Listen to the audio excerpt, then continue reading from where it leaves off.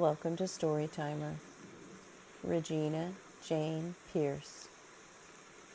Regina Jane Pierce was born on December 29, 1966. She lived in Monrovia, Indiana, on Rural Route 2, Box 44.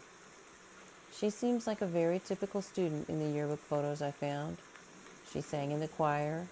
She had the same early 80s hairstyle as her peers. She was only a few years older than me. It's very easy to identify with her. On June 8, 1984, Regina J. Pierce was found dead on the roadside of I-70. She had been sexually assaulted and was only wearing a dress. She had been tied at the hands and feet. She had been dragged or carried about 80 feet off of the road. She was shot multiple times in the head with a large caliber weapon. She was thought to be the victim of a serial killer trucker. It makes some sense. She was right there on the side of the road near the Putnamville exit. If you want to see classic victim blaming, the articles about Regina J. Pierce are textbook cases. In the newspapers, she is much disparaged. In one article, someone said she had been working in Iowa as an exotic dancer, but was on her way home. Her family had last heard from her 2 days before. She almost made it home. Her family lived in Monrovia, Indiana, which is not far from the exit where she was found. Yes, Monrovia is where she was headed. It makes sense that she was getting closer to home. It definitely could be a trucker. If it was a trucker, Regina's murder might be one in a long string of murders from coast to coast. Why was her body on the side of the road that leads away from Monrovia? Maybe I'm overthinking it, but my first instinct is that her body would be on the eastbound side going toward Monrovia. If she was coming home from Iowa, it would make sense that she might be killed and left on the eastbound side going toward Monrovia and not the westbound side going away from Monrovia. But I don't know. The sheriff said she ran away a couple of times in the past. Why? People don't often run away from a wonderful and idyllic home. What if her home life was fine, but there was a teacher, pastor, boyfriend, uncle, or other predator on the periphery who was up to no good? Her mother, Linda Asher's maiden name was Pierce, according to Regina's death certificate. Does that mean that Regina's mom was single when Regina was born? The father is listed as Herbert Asher. He is also the informant for the death certificate. Would he be Regina's stepfather then?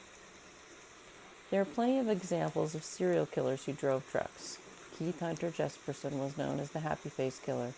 His first murder was thought to be 1990, and he was not a truck driver in 1984, to my knowledge. We don't know that she was in a truck, though. She could have been in any vehicle. If her case had gotten big media attention at the time, there might have been people who could have provided information. Perhaps someone who picked her up along the way could fill in any information about her movements. Maybe a gas station worker or a restaurant worker saw her and remembered who she was with and the vehicle they were in.